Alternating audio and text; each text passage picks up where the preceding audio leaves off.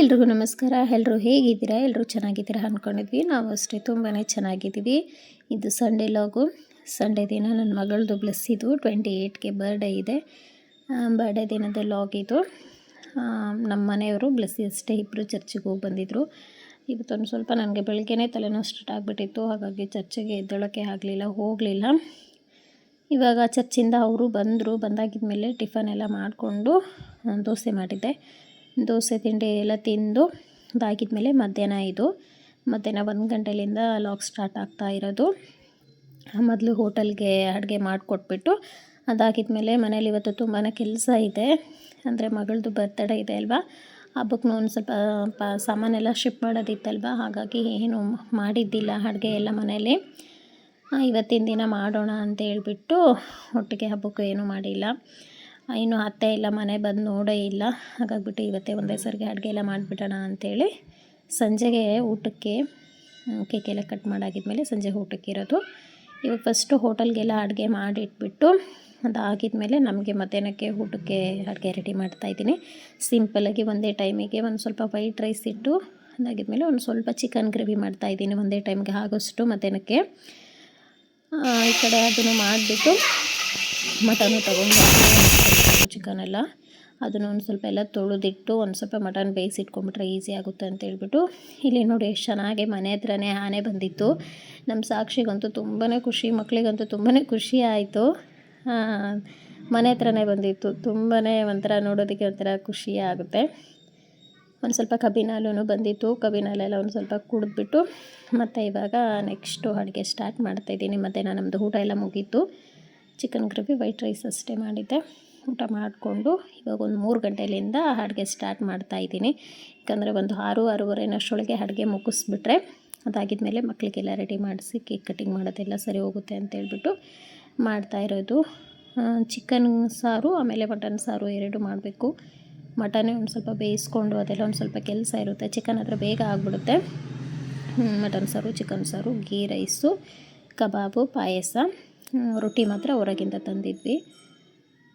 ಇವಾಗ ಆಯಿತು ಒಂದು 6 ಗಂಟೆ ಅನ್ನೋಷ್ಟರೊಳಗೆ ಅಡುಗೆ ಎಲ್ಲ ಆಯಿತು. ಲಾಸ್ಟಿಗೆ ಪಾಯಸ ಬಂದಿತ್ತು. ಒಂದು ಸ್ವಲ್ಪ ಪಾಯಸ ಬೇಗ ಮಾಡಿಟ್ಬಿಟ್ರೆ ಗಟ್ಟಿ ಆಗಿಬಿಡುತ್ತೆ. ಅದಕ್ಕೆ ಲೇಟಾಗೆ ಮಾಡಿದೆ. ಲಾಸ್ಟಿಗೆಲ್ಲ ಆಗಿದ್ಮೇಲೆ ಪಾಯಸ ಮಾಡಿದೆ.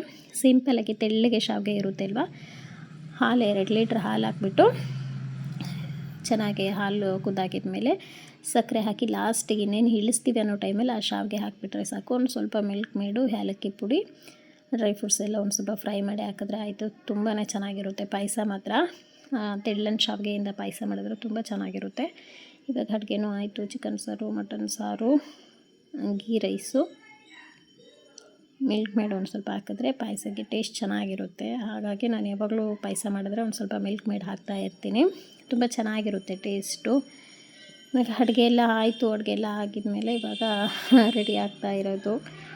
ಮಕ್ಕಳು ಫ್ರೆಂಡ್ಸ್ನು ಇಲ್ಲಿ ಹೊಸ್ದಾಗಿ ಅಲ್ವಾ, ಮನೆ ಒಂದು ಸ್ವಲ್ಪ ದೂರ ಆಯಿತು. ಹಾಗಾಗಿ ತುಂಬ ಜನ ಬಂದಿಲ್ಲ, ಇಲ್ಲಾಂದರೆ ಎಲ್ಲ ಮಕ್ಕಳು ಬರ್ತಿದ್ರು. ಒಂದು ಸ್ವಲ್ಪ ಅಷ್ಟೇ ಬಂದಿದ್ದರು. ಮಕ್ಕಳೆಲ್ಲ ಬಂದರು. ಇನ್ನೂ ಮಕ್ಕಳಿಗೆಲ್ಲ ರೆಡಿ ಮಾಡಿಸಿ ನಾನು ರೆಡಿ ಆಗ್ತಾಯಿದ್ದೆ. ಮಕ್ಳಿಗೆ ಬರ್ತಡೇ ಅಂದ್ರೇ ಅವ್ರ ಫ್ರೆಂಡ್ಸ್ನೆಲ್ಲ ಕರ್ಕೊಂಡ್ಬಂದು ಫ್ರೆಂಡ್ಸ್ ಜೊತೆಗೆಲ್ಲ ಸೇರಿ ಅವರು ಕೇಕ್ ಕಟ್ ಮಾಡಿ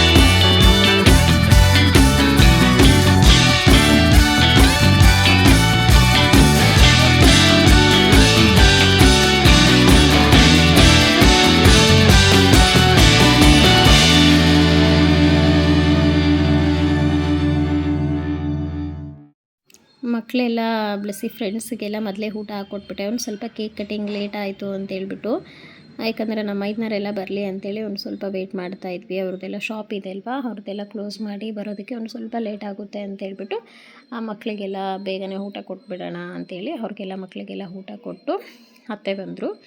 ಅತ್ತೆ ಎಲ್ಲ ನಾವೆಲ್ಲ ಸೇರಿಕೊಂಡು ಪ್ರೇಯರ್ ಮಾಡಿ ಫಸ್ಟ್ ಏನೇ ಒಂದು ಫಂಕ್ಷನ್ ಆಗಲಿ ಏನೇ ಒಂದು ನಾವು ಸ್ಟಾರ್ಟ್ ಮಾಡಬೇಕಂದ್ರೆ ಫಸ್ಟ್ ಪ್ರೇಯರ್ ಮಾಡಿಬಿಟ್ಟು ಸ್ಟಾರ್ಟ್ ಮಾಡ್ತೀವಿ. ಅತ್ತೆ ಪ್ರೇಯರ್ ಮಾಡಿದ್ರು. ಪ್ರೇಯರ್ ಎಲ್ಲ ಆಗಿದ್ಮೇಲೆ ಇನ್ನೇನು ಕೇಕ್ ಕಟ್ ಮಾಡ್ತಿರ್ಬೇಕಾದ್ರೆ ಗುಲಾಬಿ ಹರ್ಷನೂ ಬಂದರು. ತುಂಬಾ ಚೆನ್ನಾಗಾಯಿತು. ಸಿಂಪಲ್ಲಾಗಿ ಬರ್ತ್ಡೇ ಸೆಲೆಬ್ರೇಷನ್ನು ತುಂಬ ಸಿಂಪಲ್ಲಾಗಿ ತುಂಬ ಖುಷಿಯಿಂದ ಚೆನ್ನಾಗಾಯಿತು.